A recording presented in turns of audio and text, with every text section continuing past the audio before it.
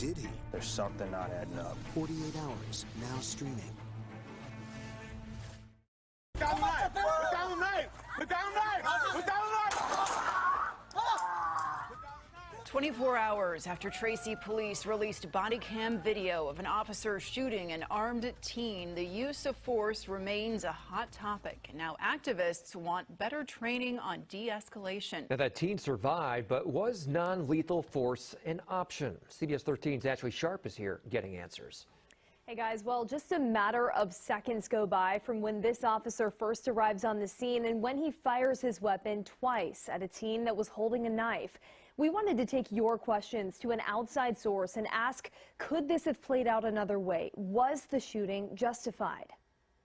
Put down the knife! Put down the knife! Put down the knife! Put down the knife! Put down the knife! I showed former Sacramento Sheriff John McGinnis for the first time the moment a Tracy police officer shoots an armed 17-year-old after telling the teen 5 times to drop his weapon. Put down the knife! Put down the knife!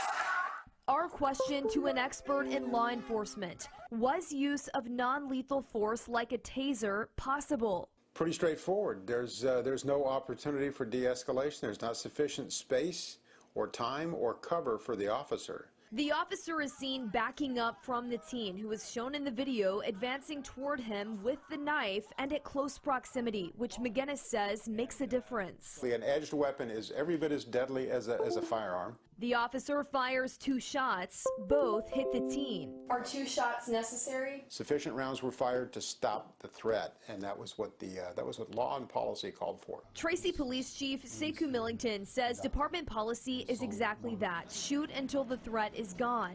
Policy also dictates use of non-lethal force like a taser can only be used when there's backup with lethal force in case something goes wrong. Officer Ramirez was the only officer and the first one to be encountered by someone who showed up less than 4 seconds after he exited the car.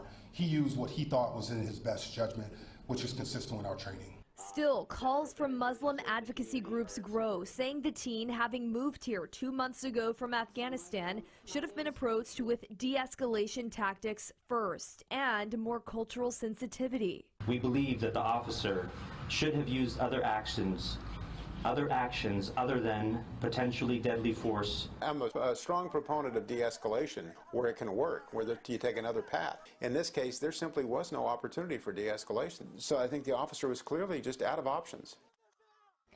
And right now, of course, this comes as a national conversation on police tactics is top of mind for many, from the police beating of Tyree Nichols in Memphis to this shooting. McGinnis made a point that they are 2 totally separate issues. With the death of Nichols, Memphis police acted so far outside of protocol that it's possibly criminal. In Tracy, he and the chief of police both argue that the use of force was justified and in the best interest of public safety. In today's Money Watch, business analyst